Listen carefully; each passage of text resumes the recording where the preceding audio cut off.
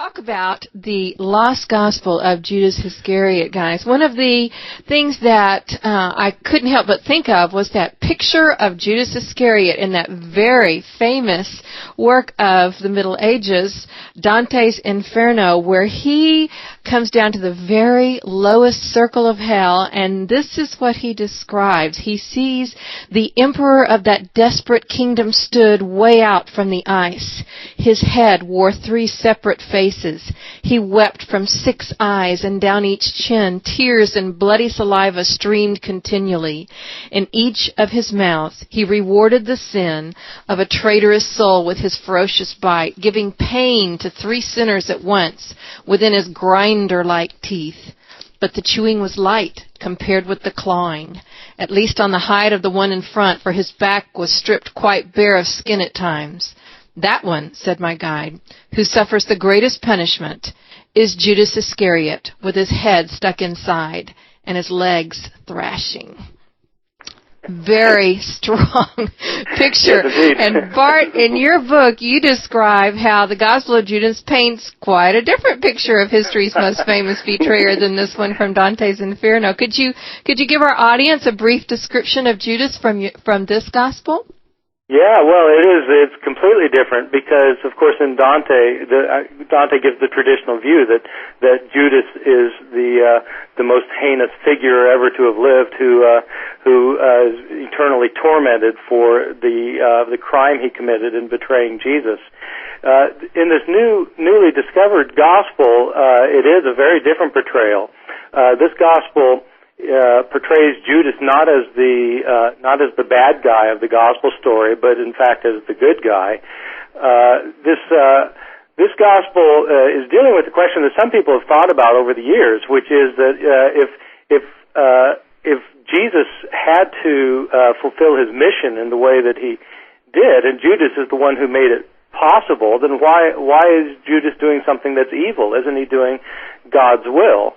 And in the Gospel of Judas, that's exactly right. In the Gospel of Judas, Judas, as it turns out, is the one person who understands what Jesus needs to do, and he, by turning him over to the authorities, he allows Jesus to do it, so that he's doing the right thing rather than the wrong thing. And so Jesus actually blesses Judas in this Gospel rather than cursing him. Yeah. Well, Bart, besides this picture of Judas, this aspect of what you're describing right now, what else does the Gospel of Judas tell us? Just in a well, nut, the Gospel give us an of Judas overview. is very much different from the Gospels that people are familiar with from the New Testament, in part because this is one of those Gospels that scholars would call a Gnostic Gospel. Mm-hmm.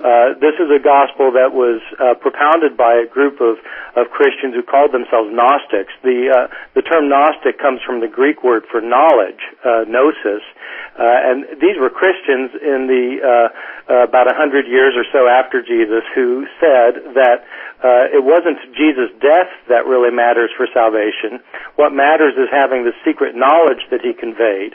And so in this Gospel of Judas, Jesus conveys secret knowledge to Judas that is the kind of knowledge that can bring salvation. And Judas is the only one who receives this knowledge in the Gospel, and he's the only one who understands. And so Judas is elevated as being the true disciple of Jesus, whereas the other disciples are left in the dark, who don't really understand, and as a result never achieve salvation. Well, now, Darrell, you're familiar with the Gospel of Judas. Would you add anything to this description? No, I think that's basically correct. What we have in the Gospel of Judas is very much a Gnostic gospel, and it has several traits that reflect what the Gnostic Gospels are all about.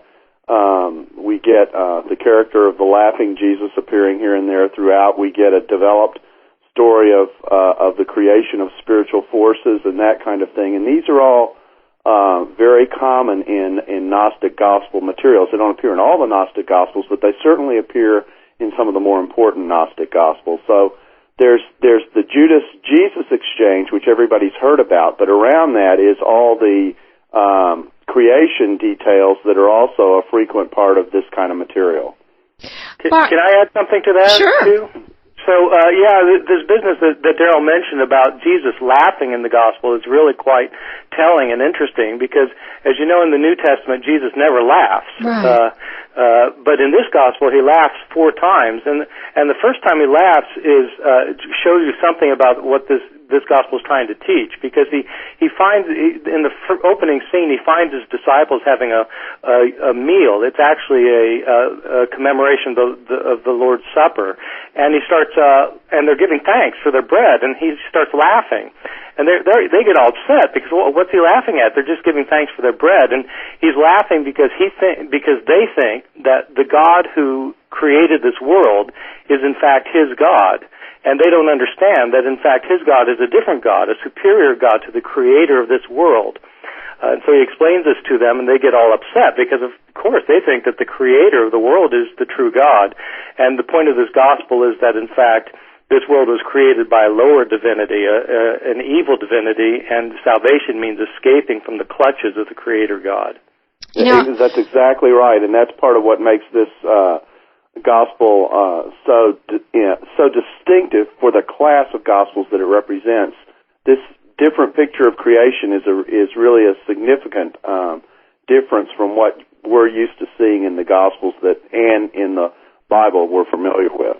Right, that it was a foolish and evil God that created this world, according to the Gnostics. Well, backing up to this idea of laughing, Bart, what do you think that says of Jesus' heart that he's laughing at his disciples and basically he's laughing at people that don't get it?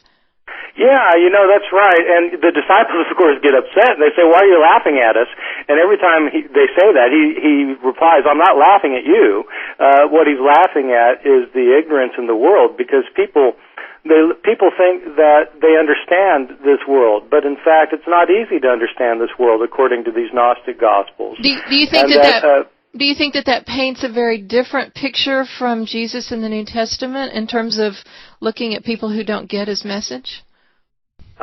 Yeah, I suppose it does, because in the New Testament, as I said, Jesus obviously never laughs, and he does weep, but he doesn't laugh. And, I think it's a question of whether he's making fun of these people or not in the Gospel of Judas, and I'm not sure that's really the point.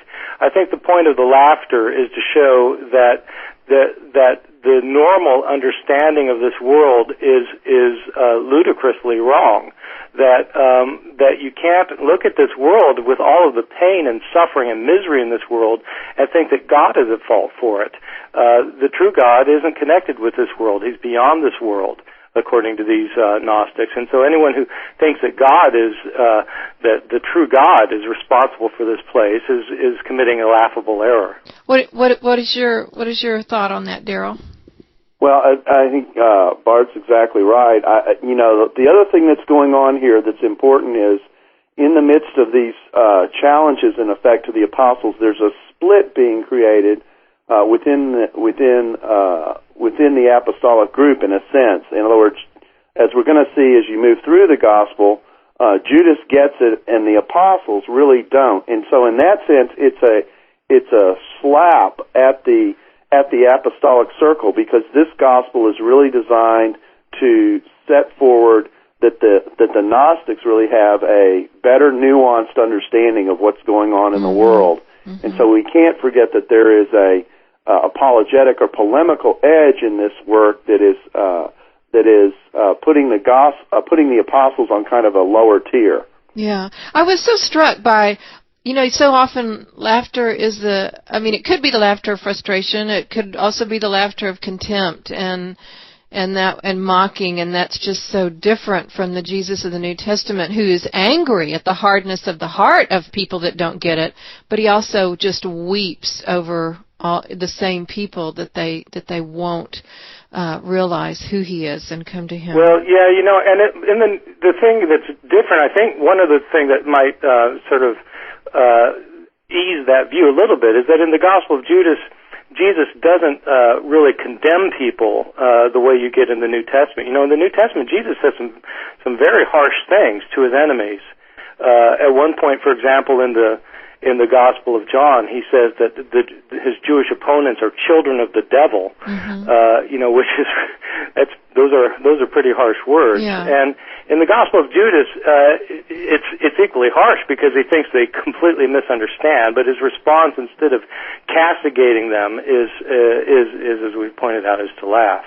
Yeah, and to point out that vision that Judas asked him to, or the disciples asked him to tell about, pretty much showed the disciples as being very immoral. And I mean, there's some pretty negative things in Judas too. But anyhow, let's move on. Bart, you talk about a sort of scholarly rush you felt when you first laid eyes on this document. Help our audience understand why this was such an exciting experience for you. And we'd like to just take a few seconds to do this.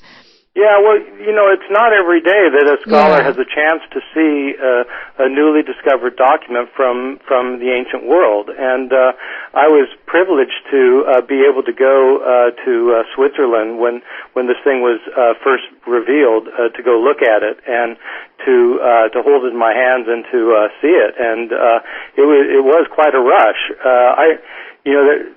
New Gospels aren't discovered every day. This, in my opinion, this is probably the most significant Christian book to be discovered in the last 60 years. And so to have a chance to actually see it and look at it and study it was a chance of a scholarly lifetime for me. Yeah, that's great. Okay. Well, that's probably a good place for us to take a break. Okay. So let's do that. This is Rick Davis. And Leah Larrington. We're interviewing Darrell Bock, author of The Missing Gospels, and Bart Ehrman, author of The Lost Gospel of Judas Iscariot, to talk about, are there other alternative Christianities at the beginning of the Christian story, and what does that mean for today's believers? And we'll be back in a moment. What do New York City, Los Angeles, and Tomball have in common?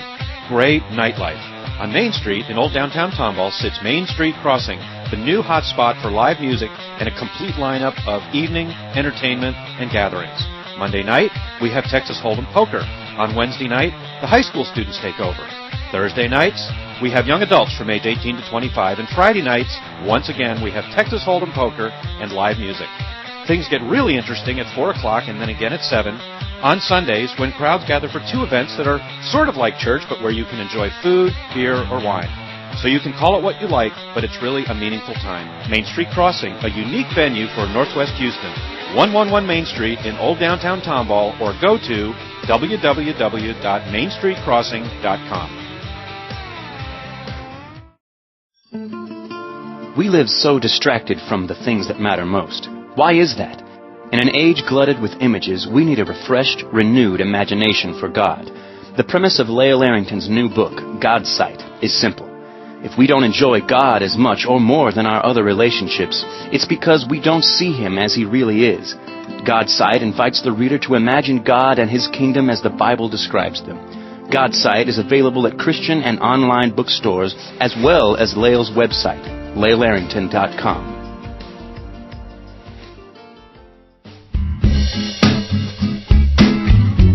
We're back on The Things That Matter Most, the show where we talk about the most important questions of life. And this is Leah Larrington and Rick Davis with our guests, Bart Ehrman and Darrell Bock, both PhDs in early Christianity and the New Testament, talking about that special that's in heavy rotation on the National Geographic Channel on the Lost Gospel of Judas Iscariot. Bart, who wrote the Gospel of Judas? Well, yes, I wish we knew. Some people have had the misconception that this was a gospel written by Judas, and that's absolutely not true. The gospel is not written by Judas and doesn't claim to be written by Judas. It's a gospel that's written about Judas, and so we have to. It involves some speculation about who actually wrote it. I think most scholars are going to date this gospel to the around the middle of the 2nd century, which would make it about maybe 60 years or so after the New Testament Gospels, 60, 70 years after the New Testament Gospels. So it's not one of our earliest Gospels. in terms of, Matthew, Mark, Luke, and John are all earlier. But outside of those four, it is one of the earlier surviving Gospels that we now have. So it's very important because it's an account from outside the New Testament that's relatively early. It was written in Greek originally, although the copy that we now have is in an ancient Egyptian language called Coptic. So it's a translation into a Coptic dialect. So about all we can say about the author is that it was some kind of Greek-speaking Gnostic Christian living in the middle of the 2nd century who remains anonymous. And Darrell, do you agree with that dating? Yeah, the dating that's pretty much the dating is right. And Bart, you could help me with this, but I assume that probably the only gospel that's earlier than this, that we can be confident is earlier than this, that's not a biblical gospel, is the Gospel of Thomas. Would that be right, or are there others? Of the ones that survive, I think the Gospel of Peter is also probably earlier than this, although there are debates about when it was written. But I usually date the Gospel of Peter to an earlier part of the 2nd century. And there, as you know, there are Gospels that don't survive that we have quotations of from church fathers that at one time existed that no longer exist, except for in these fragmentary quotations. Well, of course, the average listener out in our audience may have a larger question, which I'll give to either of you, and that is that why is the dating important? Well, it's important for a lot of things. I mean, for one thing, if this gospel were written, instead of being written in the year 140, if it were written in the year 40, it would be earlier than Matthew, Mark, Luke, and John, and so you would expect it to be more historically accurate if it were earlier. But the earlier, the more historically accurate. Well, the thing is that these Gospels all are based on oral traditions that were in circulation year after year among the followers of Jesus. This is something that Darrell and I might have some disagreement on, but even Matthew, Mark, Luke, and John are written by people who are recording stories that they've heard that have been in circulation for decades. Well, the more decades there are between the events and the writing down of the events, the more likely that those stories are going to get changed. And so if you have a gospel that's written 100 years after Jesus, it's not likely to be as reliable as a gospel written 20 years after Jesus. Darrell? Oh, yeah, go ahead, Darrell. Go ahead, Bart. No, go ahead and finish. Well, okay, I have a different question. Why are there all these Gospels? I mean, whatever is the historical fact of Jesus' life is what it is, but how could it be that there are all these versions that we're finding today? Yeah, that's one of the really key questions because one of the issues that scholars have dealt with for a long time is if there are so many Gospels with so many different points of view, how do you know what the historical Jesus really was like? Because these Gospels we have, not just the ones outside the New Testament, but even those within the New Testament, have different perspectives on Jesus. My sense is that the people who wrote these various Gospels, not just Matthew, Mark, Luke, and John, but also Judas and Thomas and Peter, that they all had their understandings of who Jesus was, and they were trying to convey these understandings to their own communities. And, of course, they all thought that their understandings were right. Nobody wrote a gospel thinking that what they were writing was incorrect. They thought that they were writing what Jesus really was like. And, of course, some of these people were probably closer to the truth than others. Darrell, do you agree with that? Yes, in terms of what motivates the writing of the Gospels, I think that is a very accurate description of what goes on. The more difficult question, of course, is deciding which of these various portrayals of the historical Jesus actually is in touch with him, or at least substantially in touch with him. And that's where the scholars have all their discussions about this kind of material. I noticed, Bart, that in your book you talk about a certain line of thinking that, quote, became, unquote, the orthodox Christianity that we believe today. Would you explain more of what you mean by that? Yeah, Christians today have a whole set of beliefs about who Jesus was. In traditional Christianity, for example, it's been thought that Jesus is completely God and completely man. both human and divine.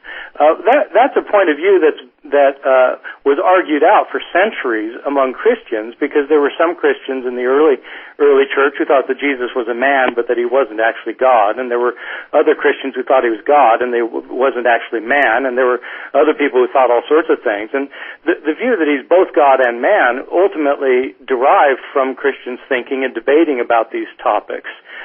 So that what we think of today as Christianity isn't something that was first propounded in the early years of Christianity. Mm-hmm. It's something that emerged sometimes after centuries of debate. And you sort of talk about this view that there's a kaleidoscope of views of early Christianity out there, and that, maybe through political events more than anything else, the one we know as orthodoxy has come down to us as orthodoxy. And so, Darrell, how would you respond to that? Well, this is a place where Bart and I would disagree. Uh-huh. I mean, there is the centuries-long discussion in articulating exactly what the church meant by Jesus being both divine and human, but the idea that Jesus was divine, I think, shows up very, very early in at least what I would regard as the most credible of the sources. We have indications that he was worshipped very early on. We have indications in doctrinal summaries that the idea was taught that he was alongside the Father in the creation. We have those in our very early texts. And so the idea that the Christians were kind of struggling with the identity of Jesus, to me, is a kind of an anachronism, if I can say it that way, of taking these later Gospels and some of the views that they have and positing them back. What's interesting about these later Gospels is that even these Gospels have a transcendent view of Jesus. I'm not aware of, besides maybe in the Ebionite tradition, any Gospel that presents Jesus as a strictly human figure. And so it's clear that the early Christian tradition saw Jesus as an elevated person, and then the question is, where does he fit in that transcendent world?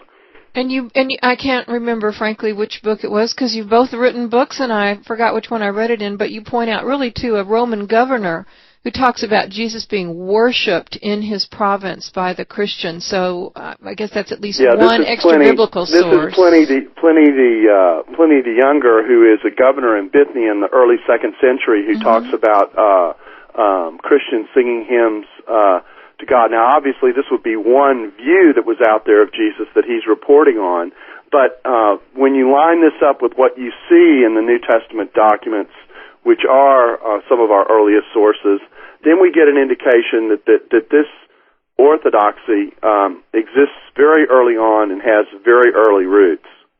Well, can I just say that Darrell's completely right that this is a point on which we would absolutely disagree. When Darrell says that this view is found in every gospel except for the gospel of the Ebionites, that's a huge exception. The Ebionites were Jewish Christians who understood themselves to be the true followers of Jesus, who had a Jewish understanding of the faith, and they claimed that their beliefs were supported principally by James, the brother of Jesus, and by his closest disciple, Peter, the leaders of the Jerusalem church. And there are lots of historians who think that, in fact, this claim is completely valid, that, in fact, the Jewish Christianity represented by the later Ebionites, in fact, is the earliest form of Christianity that we can attest. And so I don't think that it's quite accurate to say that everybody thought that Jesus was divine in the early church, just the opposite. Well, in fact, and again, we're in disagreement here, I don't think it's just the opposite. The Ebionite group, the best we can tell, was a fairly small group. You've got to discount a whole lot of historical material about this early period in order to get the suggestion that the Ebionites were in closest touch with Peter and with James. This is an old scholarly view, goes back to F.C. Bauer, that says that early Christianity was really heavily split between Jewish Christianity and Gentile Christianity. And I would say it doesn't go back to F.C. Bauer. I'd say it goes back to Paul's letter to the Galatians, where it's quite clear that Paul himself sees that there are Jewish Christians who maintain the Jewish law, who understand themselves to be the true followers of the apostles, that he's in conflict with. So that already in Paul's letter to the Galatians, we see at least two groups of Christians. each group claiming that they're right and the other group is wrong. Of course, Paul ended up winning those debates, and that's why the books that are in Paul's name made it into the New Testament.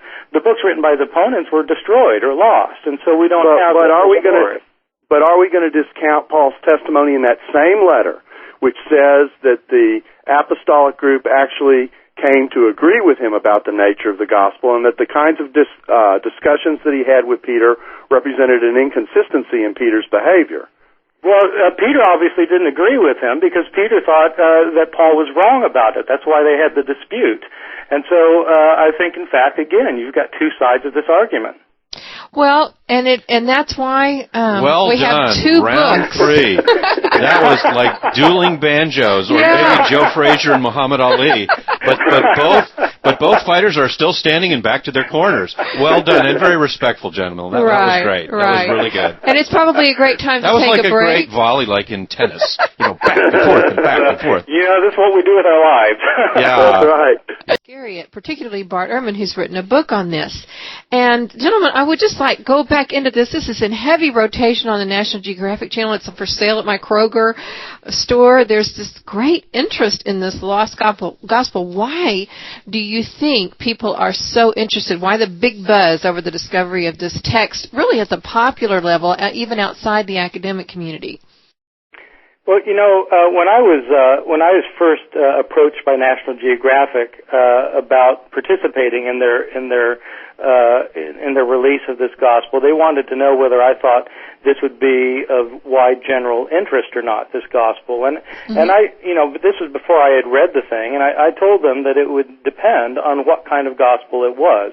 If it were a Gnostic gospel, like a lot of the other Gnostic gospels discovered in the 20th century, then it would be highly significant for scholars of early Christianity, like Darrell and me.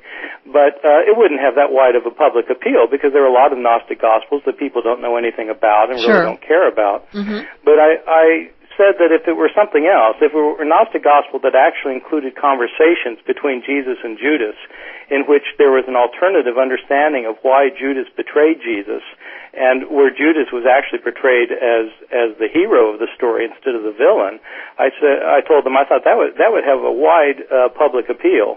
And that's the kind of gospel it is. It is a Gnostic gospel, but it also has this alternative portrayal of Judas, and I think people find that interesting, whether they agree with that portrayal or not. I actually don't know anybody who actually who agrees with the portrayal, but it's a very interesting portrayal, and it shows a different kind of Christianity from the one that we've grown accustomed to.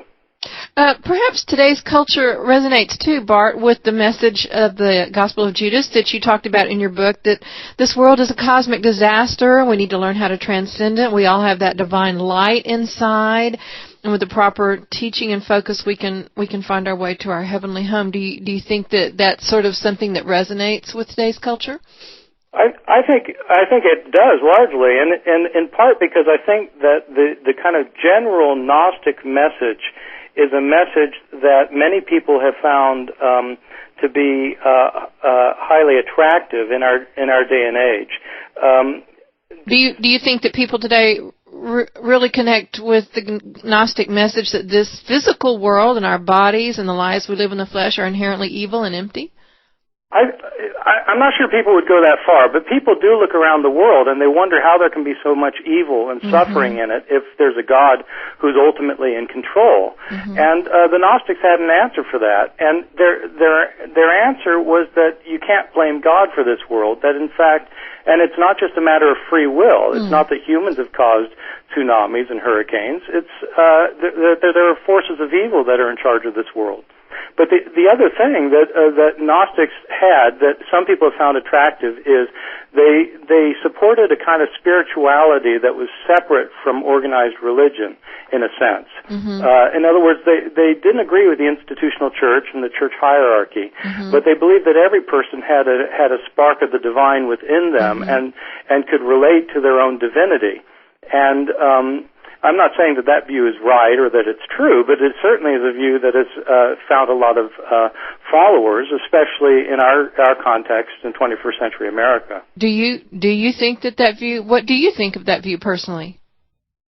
My own personal view is that spirituality without religion doesn't make very much sense. That one needs a religious structure for spirituality, and that it's impossible to just kind of go off by yourself on an island and be spiritual. Mm-hmm. But I do understand this large movement of spirituality, where people don't want anything to do with organized religion because they think organized religion is part of the problem rather than part of the solution. Darrell, how would you respond to this? I think that's poll? a very good description, actually, of the dynamics of what's going on here. And that is that there are some ideas in the Gnostic expression of Christianity that people do connect to. Now, part of the reason that takes place is because in most cases, most people have heard snippets of this material as opposed to really having worked through a lot of the material to see what these texts in their fullness actually say.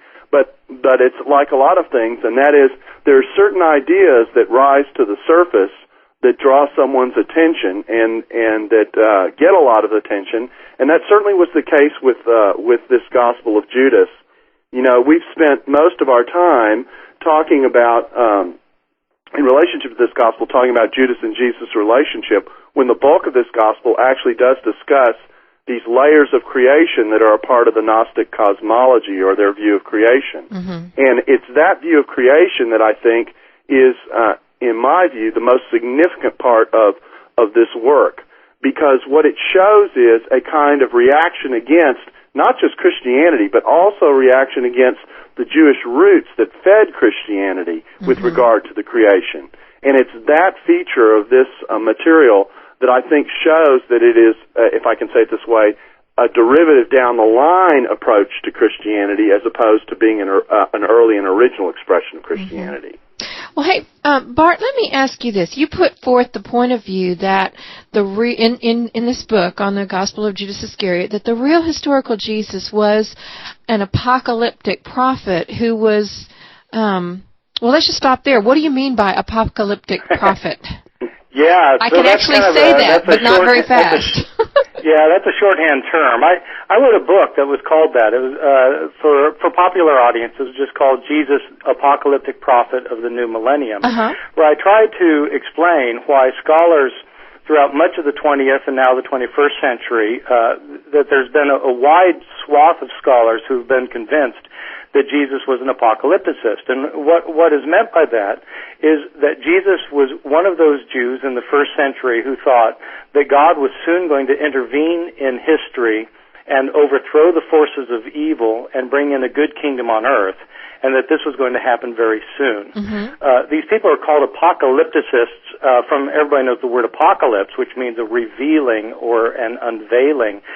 Jewish apocalypticists believe that God had revealed the true nature of reality and the future course of history, and that he had shown them that, in fact, this world that is controlled by forces of evil was soon going to come to a crashing halt. Now, you talk about how Jesus thought that the Son of Man, this reference from the Old Testament about this judge who would come down from heaven and set the world right, that Jesus expected him to return, and to return in his and the disciples' lifetime, and that he was not that cosmic judge from heaven. And that's a fairly important point in your book, because you say that at the heart and core of Jesus' proclamation was that someone called the Son of Man would come from heaven and would establish God's kingdom. And then you ask, why don't people today normally think of this as his message? And of course that has a lot to do with why Judas betrayed him. But let me just kind of back up and take a look at this view of Jesus, and that he's an apocalyptic prophet. Now, I am in no way I'm not worthy to touch the hem of your garment as a biblical scholar, but hey, I have a Bible program and I can punch in Son of Man and I can come up with all these passages from Mark, the earliest gospel. And the straightforward reading that I do would sure seem to say that Jesus did see himself as the Son of Man. I mean, he refers to it in like three different tenses. The Son of Man came not to be served, but to serve. So he's already come and he's it. And then when he's being betrayed, he says the Son of Man is betrayed, present tense. And then future, he tells his disciples again and again and again. I mean, 3 times, I think, in the book of Mark. I just went to the book of Mark because I know that's the one that you relied on most heavily, Bart. And he was saying, I'm trying to tell you the Son of Man is supposed to be betrayed and crucified. I'm trying to tell you that he's going to die at the hands of the Pharisees. And he did this again and again and again to kind of reteach them their vision of the Son of Man. And, of course, Jesus is the one who died and was crucified. And so isn't it in keeping with the orthodox teaching of Jesus that he saw himself as the Son of Man who came to serve and die, and then he sees himself as the Son of Man who will come again? And isn't that the orthodox message? And isn't that kind of what we see in a straightforward reading of these references? No, that's the orthodox teaching, and that's certainly the teaching of Mark. Mm-hmm. My question is, what is the teaching of Jesus? And it's a complicated issue. I mean, I wish it were a simple issue that I could answer in just 20 seconds, but mm-hmm. it's a highly complicated issue. And if Darrell and I were left in a room for about 24 days, we would emerge without having agreed on it. But the reality as I see it is this: the Gospel of Mark was not written by somebody who was there to hear Jesus speak. Mark is writing about 30 or 40 years later in Greek. Jesus spoke in Aramaic, a different language. Mark is a second-generation Christian living in a different country, and he wasn't there to hear any of these things, and he's writing down the stories that he's heard about Jesus. Now, we know that Christians were changing the stories they told about Jesus. We know this because there are all sorts of stories written down about Jesus that obviously aren't historically accurate. For example, those in the Gospel of Judas. Mm-hmm. And so the question is, when you're dealing with any of the Gospels, whether it's Judas or the Gospel of Mark, which of the sayings of Jesus are the ones that actually go back to him, and which are the ones that have been made up by Christians in the process of telling and retelling the stories?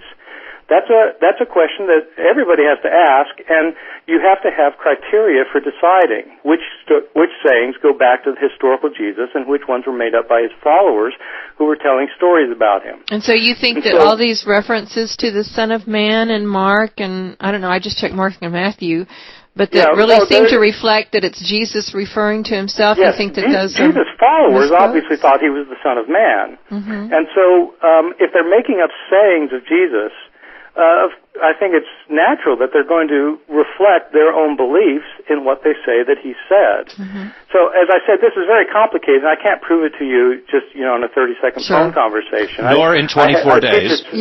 But let's at least hear briefly.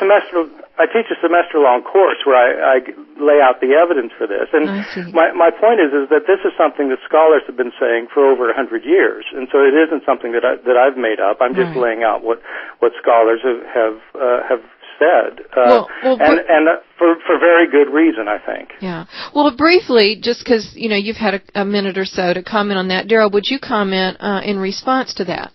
Well, Bart's right. I mean, if we were to sit down in a room after 24 days, we probably would emerge disagreeing about this. It does rotate around the way in which sources are used, the way in which the tradition was communicated, whether there's as much play as Bart's suggesting, that we would make up stories that actually end up having a portrait of Jesus that is so distinct from the original Jesus that it would be hard to see a connection between what we ended up with and where we started. Mm-hmm. And usually when you get these changes, and certainly this is the case with the bulk of the changes that we see even in our gospel tradition, we see a gist to the story that remains. And also, if we look at the Son of Man in particular, one of the criteria that he's mentioned that scholars use, because scholars debate this on one side or the other as to whether they think Son of Man goes back to Jesus or whether there are certain strands of the Son of Man tradition that go back to Jesus. But one of the things that's interesting here is that one of the criteria that scholars generally use to support an idea is the idea of what's called multiple attestation. Now, that isn't how many times a saying is said in a given gospel. That's in how many different strands of the tradition the saying or the idea appears, that kind of an idea. How widespread is it across the tradition? And what's interesting about the Son of Man tradition is that it appears in all the layers. It has good it has good multiple attestation. And whether we're looking at the layer of strands that have to do with the origin of the tradition or the form of story in which the Son of Man material appears, it's literally going across the board in terms of where it appears. Now, normally, for most any other issue tied to Jesus, that would be a very strong reason to argue for its authenticity, that it has a connection to Jesus, that it's very close to what Jesus said and taught. But for some reason, and I think it has to do with the content of this, because the Son of Man content is important to the portrait of Jesus, this is not treated in the same kind of way. Well, gentlemen, we're getting close to the end of our interview. This has been very interesting. Dueling banjos, as we say. Beautiful melodies on both sides, at least well executed, obviously in disagreement. Bart, I have one last question for you. You spend your life learning about all this stuff. What are your personal views about who Jesus was?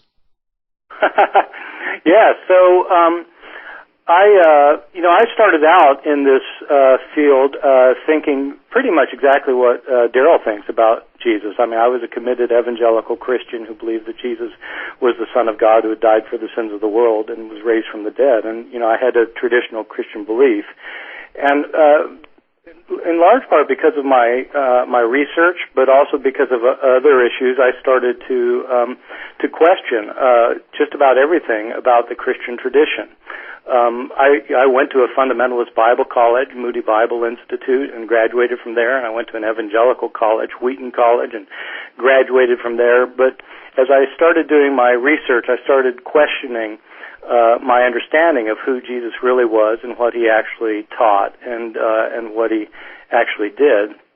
This was a very long process, but during the process, I became convinced that the scholarly opinion that had become prominent throughout Germany and much of America through the 20th century had too much evidence to ignore.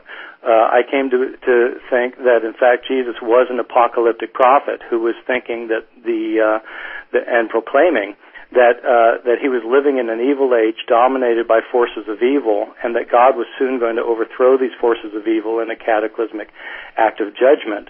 And what Jesus was really all about wasn't dying for the sins of the world. It was about preparing the people of Israel for the onslaught that was soon to come. And so I came to see Jesus as a Jewish apocalyptic prophet. And Darrell, I guess you've looked at the same research, but have a different story, a different take on it. Well, we must have waved at one another coming the other way. My story is the exact opposite. I started off growing up in a non-churched environment, went to a secular university, had all the views of Jesus that kind of reflected what the culture said about him as I was going through college, etc., and then came to belief about Jesus, and then in the midst of doing my own work and research, have come to basically feel that the gospel materials that we have in the scriptures are trustworthy. Now, that doesn't mean that they aren't places where they can't be debated and discussed, and that these debates aren't of value. There are some things that have come up as a result of scholarship that I think have served as a good correction and a good reminder, particularly about the Jewish roots of Jesus. One of the things that Bart has been mentioning, I think the idea that Jesus had this apocalyptic strain in his background, it's a different kind of dualism than we see in Gnosticism, is a part of what his message was about.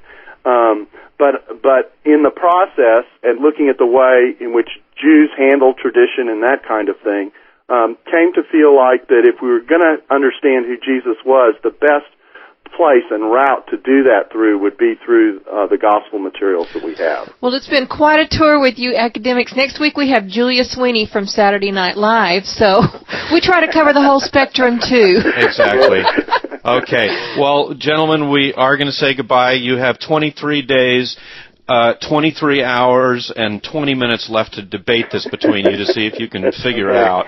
But this has been a great interview, and we want to thank you both. And thanks a lot, and Bart, all the best.